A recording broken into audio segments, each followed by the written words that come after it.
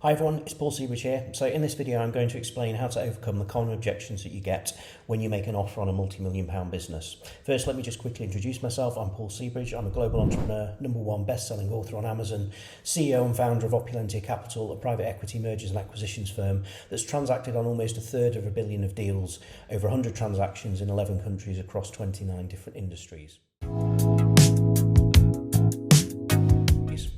So the first point to make on objections is to actually pre-handle them as part of your process. So by that I mean that when you're meeting a business owner, you're building into your conversations and meetings with them how you structure deals, why you structure them that way, etc., etc. So that you're almost setting their expectations so that you're not going to actually get those objections as you go. So what are the typical objections? Generally, there's three. So firstly, it's the valuation is not enough. They want more for the business than you're offering. The second one will be that the initial consideration or the down payment is not enough and they want more up front.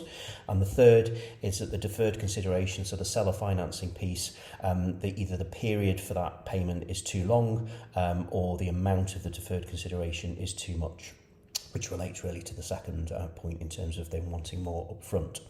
So actually, I say that these are not the actual objections. These are what I call symptoms of the real objection. So by that I mean that really the objections tend to really centre around trust. You know, they ultimately want you. They want to trust that you're going to pay them when you say you're going to pay them, and obviously. For example, if they want more up front, then really that's reducing their risk because the seller financing piece becomes less. So you can learn more about this at www.buybuildsell.net. So let's have a look at those objections.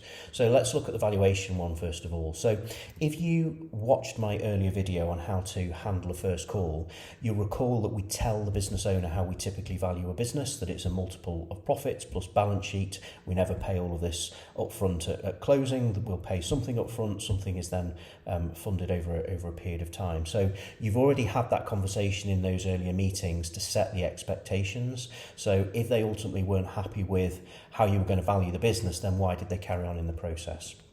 Second objection, the initial consideration not being enough.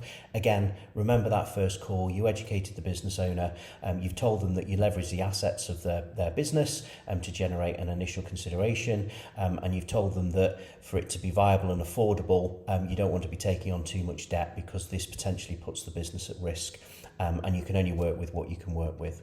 And then the deferred period being too long, again, this relates back to not using too much of the available cash flow to service the deferred. So once you've sort of done all of that in terms of pre-handling those expectations, the second thing to do is that if you get those objections in the process, once you've made offers, for example, then you should revisit those conversations. It's really important that you show empathy. So start by saying something like, I understand why you would have that view. And then I would get into, let me explain, so if it's a valuation, for example, let me explain how we came up with the valuation. This is based on how we said we would value the business in that initial meeting, or we leverage the assets of the target business, and based on the values of those assets, this is what we believe we can obtain upfront and is affordable. And you can use the same when you're talking about the deferred. So the next thing then is to sort of throw it back on them. So I would say, so based on that, what would you suggest? And then it's really about negotiation. So you could change the valuation, for example, by adding in exceptional costs back to EBITDA. So if, for example, they've got family members on the payroll that aren't going to be continued on the payroll post deal, then maybe you can add that to the EBITDA, and when you apply that multiple, that gives you a slightly higher valuation. Also, in terms of the actual assets themselves, sometimes the book value of those assets are lower than their real value. So potentially you could maybe raise more debt for the initial consideration. So for example, maybe they've got in their accounts $1 million worth of plant and machinery that you were going to leverage. It might be shown in the books as $1 million, but their actual open market value might be close to 1.5. So potentially you could borrow more, but you really want to emphasize that it's affordable. You don't want to put the business under any sort of undue pressure. Regarding the deferred, again, you could negotiate and explain. Perhaps you could use an accelerator, for example. So if let's say the deal's based on $1 million worth of profit, you could say if we generate more profits than the million that this deal is based on, we can maybe pay a percentage of that uplift to accelerate the payment of the deferred quicker, and that means that you get paid quicker. You could also explain on the sort of reducing the risk side of things that they're going to be involved in a handover period for say 12 months. So during that time they're really going to be running the business, and if they're selling us a good business and believe its future profitability will be consistent, then when we take over, not only will it be our intention to build those profits, but let's just say we did a bad job and we messed it up. Well, they're going to run the business for about a year during a handover. Then let's say we mess it up royally and it takes us another 12 to 18 months to ruin a well-run, profitable, long-established business. Well, before you know it, there's 2.5 years into that deferred period when a lot of it will have been paid, so their risk does reduce as each payment is made.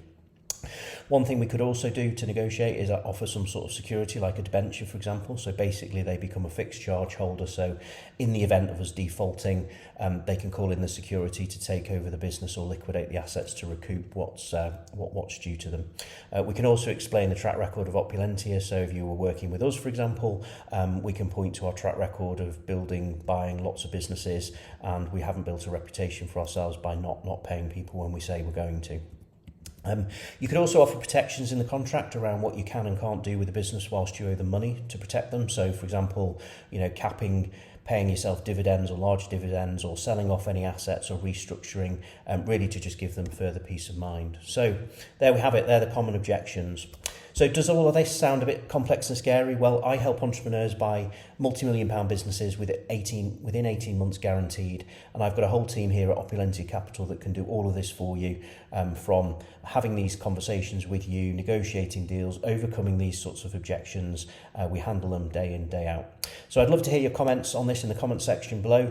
If you've liked this video, please click the like button and do subscribe to my channel. If you haven't watched the video on www.buybuildsell.net about how I and my team help people buy multi-million-pound businesses within 18 months, then please do head over to the website. Once again, www.buybuildsell.net. So that's it for this video. Thank you for watching.